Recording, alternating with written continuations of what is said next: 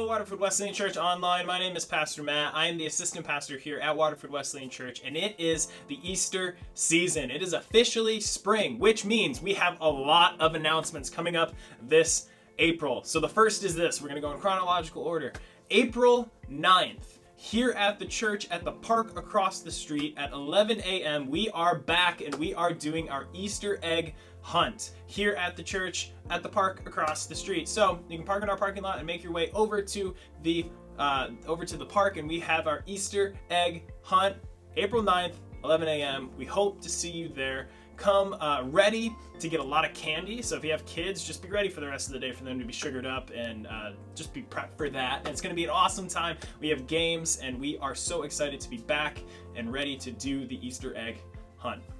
Next is April 14th. That's a Thursday, Maundy Thursday at 6:30 p.m. here at the church. We are doing a communion service in preparation for Good Friday and Resurrection Sunday. So Maundy Thursday, that's the 14th, 6:30, we're doing a communion service here.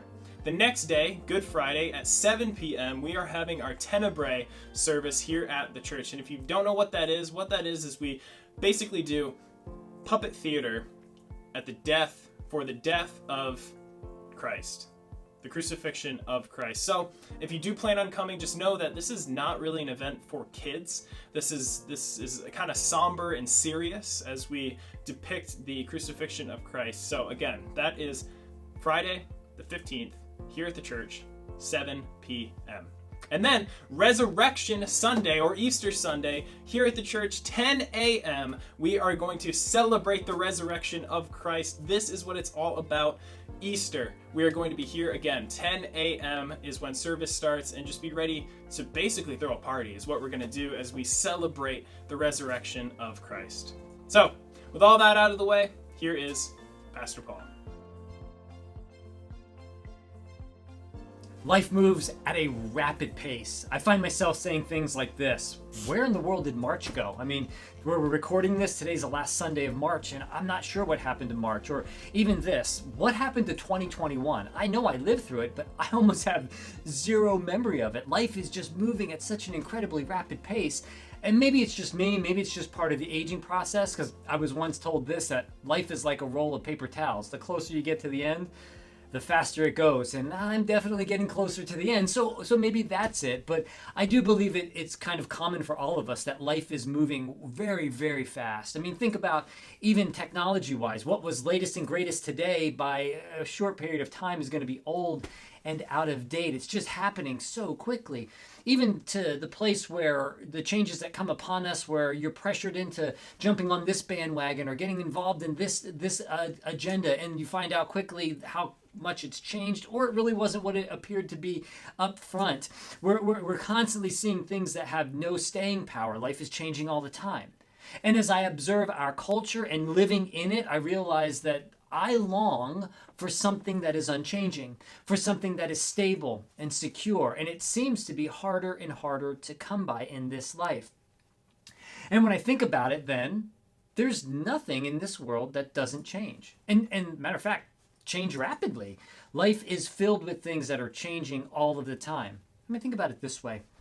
When I was a little boy, I changed into an adolescent, then I changed into a man, then I changed into a husband, then I changed into a father, and then I now got this new title of grandfather, which is really cool, but that's another topic for another day. But realizing just as a person, I keep changing, not even mentioning how I changed the way I think. I think differently than I did when I was a child, and you just continue to change. But it doesn't end there with you as a person. What about your old neighborhood? Maybe you can go back to your old neighborhood that you grew up in, and that's changed. What was once a gas station is now a park, and what was once a park is now a gas station. I mean, it just keeps changing. Or even things that we want to build our life on that we say are solid, like maybe the earth. We look at the earth and it's a pillar, it's a solid, it's unchanging. No, it's not. I recently read that Niagara Falls, over the course of 12,000 years, has moved backwards 7 miles. They say it's roughly 3 feet a year that the Niagara Falls has changed. Wow, that's amazing to me. And so again, considering that, how much change and instability there is in this world. Even Sears and Kmart are gone. I mean, so there's things that people would hold steady to for many, many years, and that is gone. So life is always changing, even down to families. Families change. They add people, and in different circumstances, they're taken away. And as you could see, we could do this all day long, talk about how things change and are constantly moving and altering, and instability is just part of our lives. But let me ask you this. Isn't there something in you that longs for stability, longs for something that is unchanging, longs for what you can count on, longs for what is reliable? And I think the easy answer to that is yes. Deep inside you, you are wired to long for something stable. And so as I consider that and think about that, that means that God has wired in you a need and a desire for something stable, reliable, and certain. And if he's done that in our makeup, then he then is responsible to provide it. Otherwise, he's no longer a good God, if you kind of follow my logic in that. And here's the good news. He has provided. He has provided stability. He has provided certainty. He has provided the unchanging reality. So when this portion of scripture I'm going to share with you today, I want you to let the weight of it kind of just settle on you in the context of a changing world. And as you hear it, it takes us to next level seriousness of reliability and certainty and unchanging reality. This is found in Hebrews chapter 13. We're just going to cover verses 8 and 9. That's all today, just kind of briefly. And you will see and hear in this some unchanging reality. Scripture says this: Jesus Christ is the same yesterday, today, and forever. Do not be carried away by all kinds of strange teachings. It is good for our hearts to be strengthened by grace, not by eating ceremonial foods, which is of no benefit to those who do so. I trust you caught that. I think it was pretty obvious that in verse 8, Jesus Christ is the same yesterday, today, and forever. Now, what's doubly interesting about that, in case you didn't get it, if you take the original Greek and translate it literally, it comes out this way: Jesus Christ yesterday and today, the same, and forever. Now, that's not just semantics. There's something there that's happening. It's taking the reality of the unchanging nature of Christ, the sameness, and placing it at the center. And reminding the hearers then and hearers now of who's receiving Hebrews, and saying this: Jesus Christ is the same.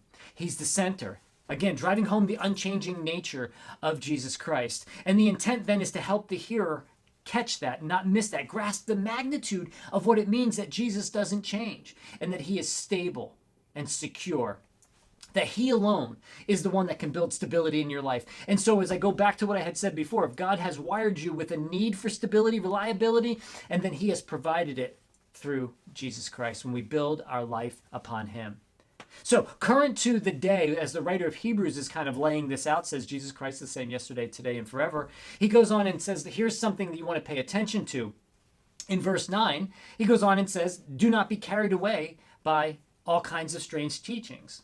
Strange teachings. There's no lack of strange teachings. They have come over and over again. Every generation has a new strange teaching, but it's really just an old one repackaged into something new. Anything that does not line up with who Christ is, again, is a strange teaching.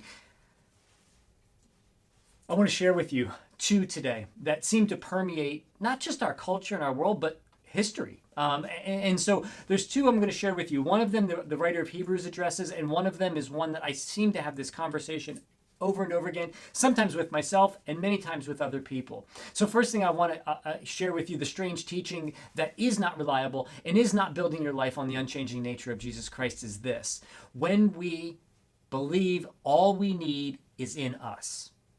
The writer of Hebrews says it this way: it is good for our hearts to be strengthened by grace, not by eating ceremonial foods, which is of no benefit to those who do so. Now you see, what you need to understand here is you and I, we've already established, we change all the time. So I cannot look at myself for stability because I am always changing. And so if we go back to what the writer of Hebrews says about the ceremonial foods, you might go, well, what does that have to do with me? Understand that the writer of Hebrews is writing to the Hebrews, so these are people of Jewish descent that are now followers of Jesus. And he's saying going back to dietary laws and ceremonial foods is moving away from the grace of Christ and moving us back to some degree of legalism, religiosity. In other words, saying that if I check off these boxes and I do these things for God, then God will bless me, or I put God in my debt because I've done all these things. Now God owes me one. And isn't that saying that all I need is me? That if I do it, I accomplish it, I make sure it happens, then it puts God in my debt. You see, you are not the same yesterday, today, and forever. Jesus Christ is. And so I cannot put God in my debt. I have to understand that dynamic of who God is and who I am. The Apostle Paul says it this way in Ephesians chapter 2, verses 8 and 9. For it is by grace you have been saved through faith. This is not of yourselves. It is a gift of God, not by works, so that no one can boast.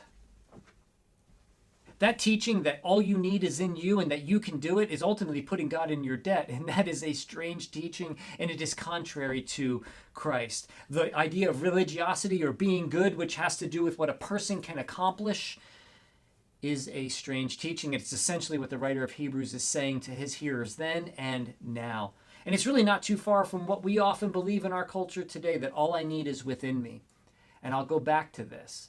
All you need is not within you unless you're a follower of Jesus Christ.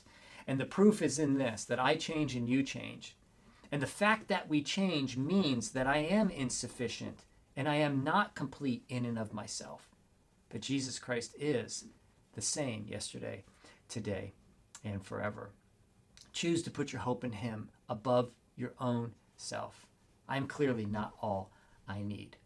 Now, one more area where we tend to are deceived by this idea, a repackaged idea over and over again of what we can build our life on that's stable and is not, is wealth. Is money. That money will bring me stability and hope and certainty, and that it can accomplish things like that, and it can't. The Apostle Paul says it this way to a young pastor named Timothy in 1 Timothy chapter 6, verse 10. When he states, for the love of money is the root of all kinds of evil. Some people eager for money have wandered from the faith and pierced themselves with many griefs. Did you notice that kind of split there? That it's those that have wandered from the faith, wandered from placing their hope in the unchanging nature of Christ and began to place it in wealth. They have pierced themselves with many griefs. That doesn't sound too stable. And here, I can even, if you're going, yeah, but that's old, it doesn't matter, I can even prove it to you this way, that placing your hope in money and wealth is a deception. Think about it this way. The American dollar, probably the most powerful currency in the world today. I mean, you could take an American dollar to virtually any country and they'll receive it. That's pretty powerful. But also realize this, that the dollar has changed. The American currency has changed. And no longer is it on the gold standard. And aside of that, let's just go back to 1800. The buying power of $1 in 1800, the equivalent of that today, is $22.52. That sounds like a whole lot of change to me. So what we believe may have a lot of power and a lot of stability doesn't. The American dollar is changing. It's deception to place your hope in money, in wealth, because it isn't unchanging. It may actually one day just be gone. And we need to understand that and believe that and know that to be true. So understand this. The amazing reality, kind of coming back to the full picture of Jesus Christ the same yesterday, today, and forever, is that he is the same through the early church, through what the writer of Hebrews, that same Jesus was taught then, and the ones that some people knew when Jesus walked this earth is still the same through the writer of Hebrews, with those receivers of that word, and throughout the medieval times, through the birth of our nation, through right now, today, and yet tomorrow. Jesus isn't going to change. That's a pretty amazing thing. That means that you are wise to trust in him. No matter what popular idea may come your way or come my way, he is going to remain the same. I'll say it this way. Jesus isn't a fad. I mean, think about it. You've seen pictures of you 10 years ago, 15 years ago, and you look at your hairstyle or your clothes and you go, what was I thinking, right? I mean, you're kind of a little bit of ashamed of the way you looked or what you dressed in, and you're like, that was cool then. So it just leads me to believe that what I think is cool now is going to be laughable later. So anyhow, the point is Jesus isn't a fad. He is unchanging. And so when you put your hope in him, you will not be shamed. The psalmist says it this way in Psalm 25:3. No one who hopes in you, meaning in God, will ever be put to shame, but shame will come on those who are treacherous without cause. When you trust in Jesus through all this world throws your way, you can have the confidence in him and a hope for tomorrow, because he is the same yesterday, today, and forever. There is no reason to chase old ideas repackaged in new plans. God's final revelation of himself is found in Jesus Christ. There is no other. And so my challenge for you and for me is this: to examine your heart, examine your mind, and have you decided or begun to place your hope on something that is not the unchanging nature of Christ? Are there strange teachings that you're beginning to believe in that may be a deception, whether that all you need is within you, or maybe that it's wealth or finances that are going to bring you stability? The only unchanging thing in this world is Jesus Christ, who is the same yesterday, today, and forever. Choose today to orient your life, reorient your life, and make sure that you line your hope, your faith, and your trust in the unchanging nature of Christ.